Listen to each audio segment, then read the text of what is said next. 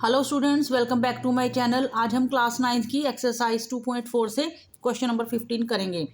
देखिए क्वेश्चन फिर नंबर 15 को पढ़ते हैं। Give possible expressions for length and breadth of each of the following rectangles in which their areas are given. तो ये दो पार्ट्स हमको दिए हुए हैं। इसमें एरिया ऑफ रेक्टेंगल हमको गिवन है और हमको लेंथ और ब्रेड्थ जो है फाइंड करनी है पॉसिबल एक्सप्रेशंस। तो यानी कि अल्टीमेटली तो हमें इसको फैक्टराइज करना है। ये हमें क्वाड्रेटिक की फॉर्म में दिया हुआ है। तो देखिए फर्स्ट पार्ट को करते हैं। एरिया है 25a² माइनस 35a प्लस 12।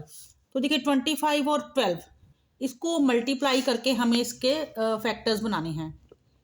25 को 12 से मल्टीप्लाई करते हैं तो हमारे पास आता है 300। अब 300 के हमें फैक्टर्स बनाने हैं जिनको ये प्लस का साइन है तो प्लस करने पर 35 आए। तो इसके फैक्टर्स बनेंगे 20 इंटू 15। 20 और 15 को प्लस करके हम 35 बना सकते हैं। तो इसे लिखना शुरू करते हैं। देखिए 25a² ऐसे लिख दिया। उसके बाद माइनस 20a, क्योंकि प्लस वाले फैक्टर्स हैं तो दोनों फैक्टर्स के साथ यहाँ हमने जो बनाए हैं एक जैसे साइन आएंगे। यहाँ माइनस आया तो दूसरे के साथ भी माइनस, तो माइनस 15a प्लस 12।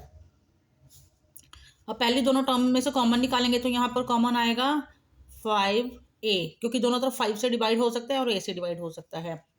तो डिवाइड करके जब 25a² को 5a से डिवाइड करेंगे तो आएगा 5a।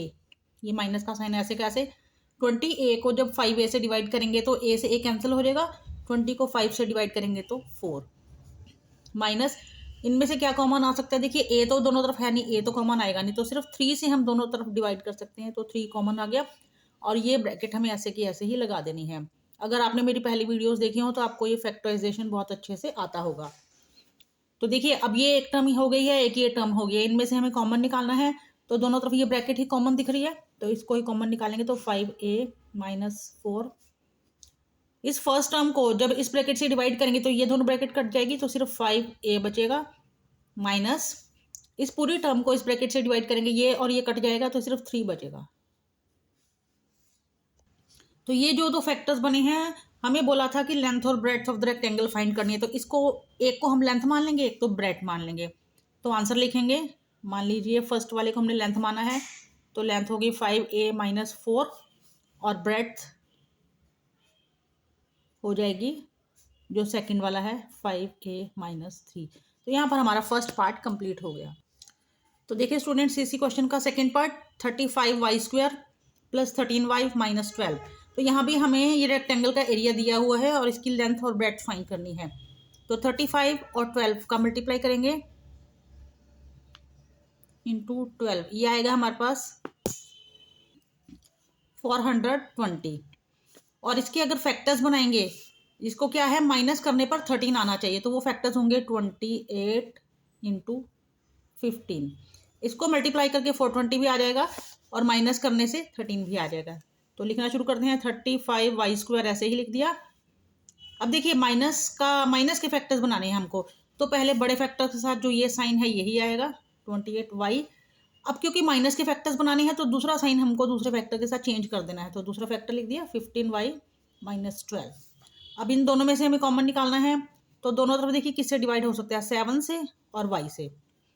तो 35y² को 7y से डिवाइड करेंगे आएगा 5y प्लस 28y को 7y से डिवाइड करेंगे आएगा 4 माइनस इसमें से क्या कॉमन आ सकता है 3 कॉमन लिखने के बाद ये ब्रैकेट हमें ऐसे ही लगानी है क्योंकि यही आने वाला है।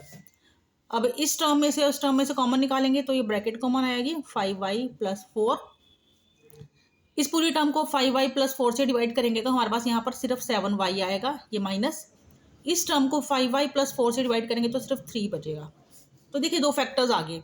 तो एक को हम इसमें से मान लेते हैं कि ये फर्स्ट वाला जो फैक्टर है वो है लेंथ, तो 5y प्लस 4, और दूसरा जो फैक्टर है वो है ब्रेड्थ 7y माइनस 3।